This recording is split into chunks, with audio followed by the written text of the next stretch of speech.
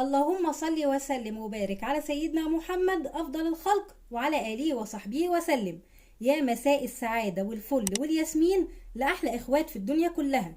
ربنا يفرحكم جميعا زي ما بتفرحوني بلايكاتكم وبتعليقاتكم الحلوة. هعمل معاكم النهاردة إن شاء الله سناكس البسارية المقلية المقرمشة، أو بنسميه جمبري الغلابة أو فسفور الغلابة، بطريقة حلوة قوي، وهقولك ازاي يطلع معاكي مقرمش ومفرفر ومش لازق في بعض.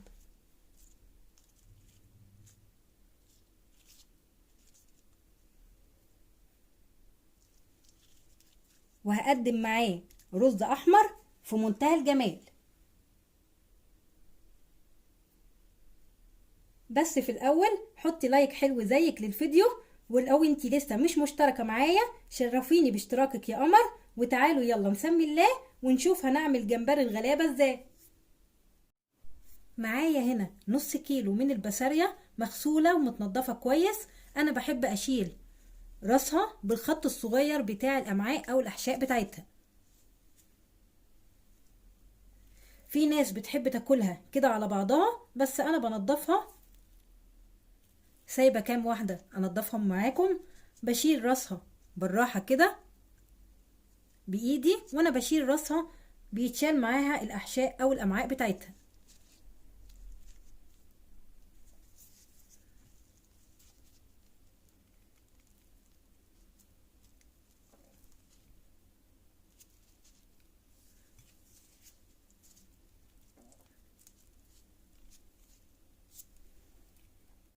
وسبتها بعد ما غسلتها تصفي الميه بتاعتها خالص. للتتبيله فلفله خضراء وحمراء، 4 فصوص توم، معلقتين كبار من الخل، عصير ليمونتين، معلقه صغيره كزبره ناشفه، ملح، بابريكا، كمون، ورشه بسيطه من الفلفل الاسمر. هاخد كل مكونات التتبيله، الفلفل الاخضر والاحمر والثوم، وهطحنهم مع بعض كويس في الكبه.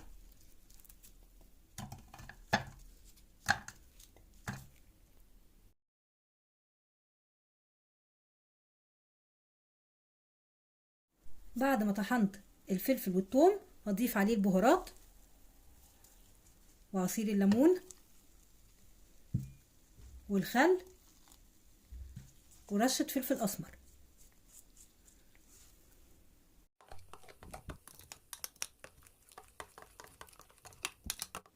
هاخد بقى التتبيله الحلوه دي واقلبها بالشكل دوت في البسارية.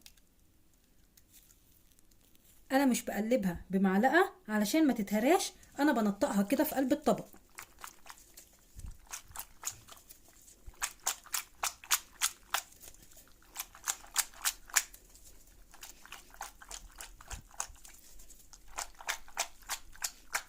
هسيبها في التتبيله لمده نص ساعه، كل ما سبتيها اكتر كل ما بقت اطعم.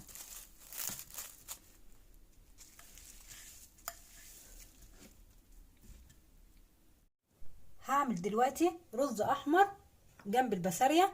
في حله على النار هضيف فيها شويه زيت، وهشوح فيها بصلتين مفرومين ناعم،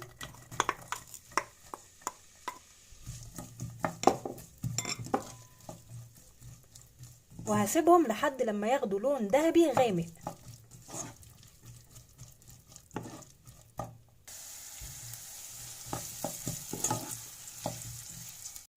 هشوح كده في البصل لحد لما يبقى لونه ذهبي غامق او بني.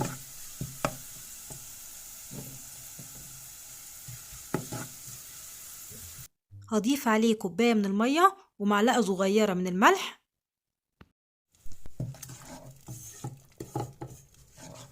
وهغطي عليه واسيبه لحد لما الميه تغلي.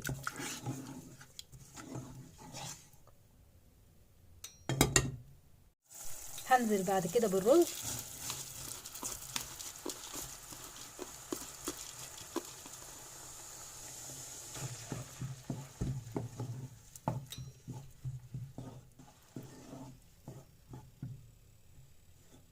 وهسيبه على نار عالية لحد لما الرز يشرب المية، وبعد كده اهدي النار واسيبه يكمل سوا على نار هادية. معايا هنا كمية من الدقيق في حدود كوباية كبيرة، هضيف عليها معلقة صغيرة من الكاري ومعلقة صغيرة من النشا.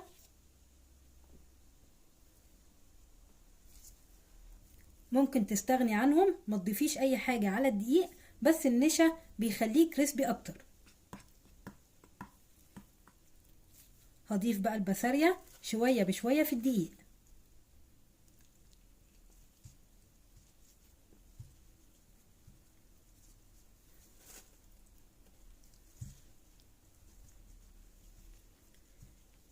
اللي هنزله في الدقيق هو اللي هحطه على طول في الطاسة. هصفي الدقيق الزيادة من البسارية.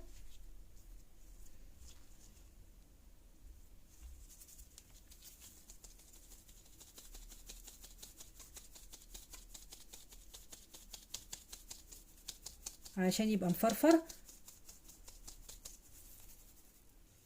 هقليه بعد كده في الزيت واحدة واحدة علشان ما يلزقش في بعضه.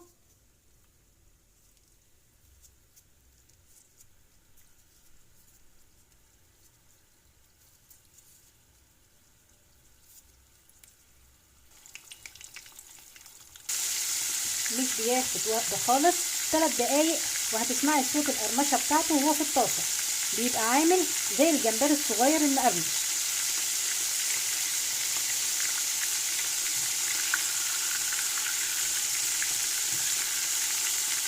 في طريقة تانية برضو، ممكن نجيب 3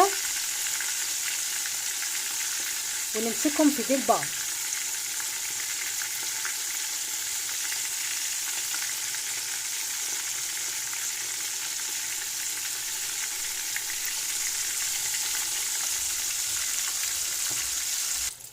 والرز كمان معايا هنا في منتهى الجمال.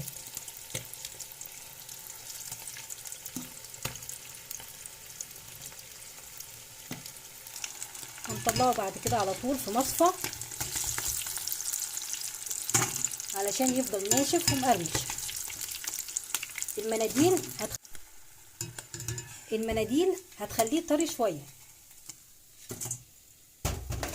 هكرر الكميه كلها بنفس الطريقه.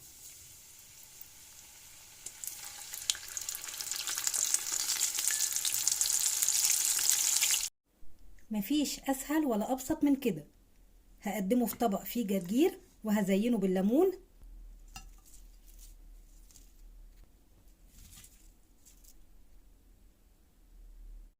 هقدم معاه الرز الاحمر اللي عملناه مع بعض. شايفين حلو ازاي؟ سناكس حلو قوي ومفيد ومغذي ومتوفر طول الشتاء، وبديل حلو عن الجمبري، وطعمه كمان احلى من الجمبري. اتمنى ان الفيديو يكون عجبكم، وما تنسوش اللايك والاشتراك في القناة وكومنت حلو كده منكم، واشوفكم على خير في فيديو جديد، والسلام عليكم.